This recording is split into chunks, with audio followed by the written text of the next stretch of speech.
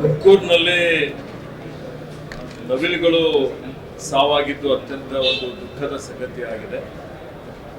ನಾನು ಈಗಾಗಲೇ ನನ್ನ ಗಮನಕ್ಕೆ ಬಂದ ತಕ್ಷಣ ನಮ್ಮ ಅರಣ್ಯ ಇಲಾಖೆ ಅಧಿಕಾರಿಗಳಿಗೆ ಸೂಚನೆ ಕೊಟ್ಟು ಅದರ ಬಗ್ಗೆ ತನಿಖೆ ಮಾಡಲಿಕ್ಕೆ ಹೇಳಿದ್ದೇನೆ.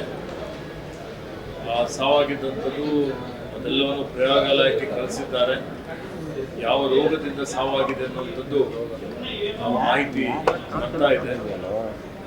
ಮತ್ತು H1N1ನಿಂದ ಸಾವಾಗಿದೆ ಅನ್ನುವಂಥ ಒಂದು ವರದಿ ಇದೆ.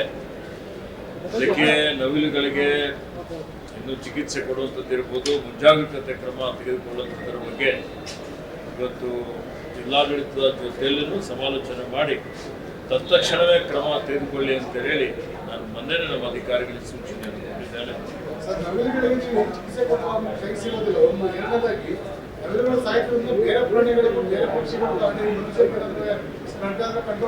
ನೀವು ಹೇಳೋದು ಸತ್ಯ ಇದೆ.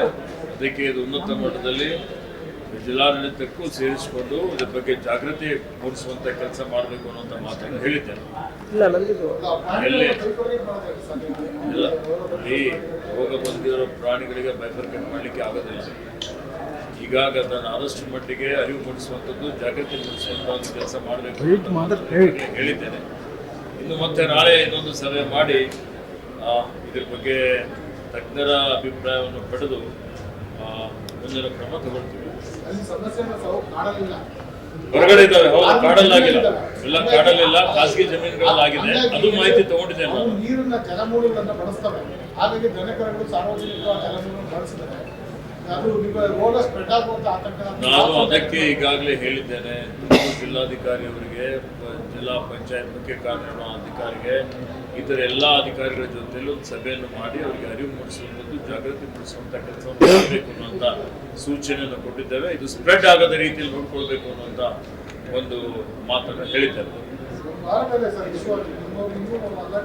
ನಮ್ಮವ್ರು ಅಲರ್ಟ್ ಆಗಿದೆ. ಇವತ್ತು ನಮ್ಮವ್ರು ಮಾಡಿದಾರಂತೆ ಇಷ್ಟೊಂದು ವರದಿಗಳು, ಇಷ್ಟೊಂದು ಇವತ್ತಿನ ದಿವಸ ಜಾಗೃತಿ ಮೂಡಿಸುವಂಥದ್ದು ಅಥವಾ ಇದು ಹೊರಗಡೆ ಬರುವಂಥ ಕೆಲಸ ಆಗಿದೆ. ಮುಂದಿನ ಕ್ರಮ ಜಿಲ್ಲಾಡಳಿತ ತೆಗೆದುಕೊಳ್ಬೇಕಾಗ್ತದೆ.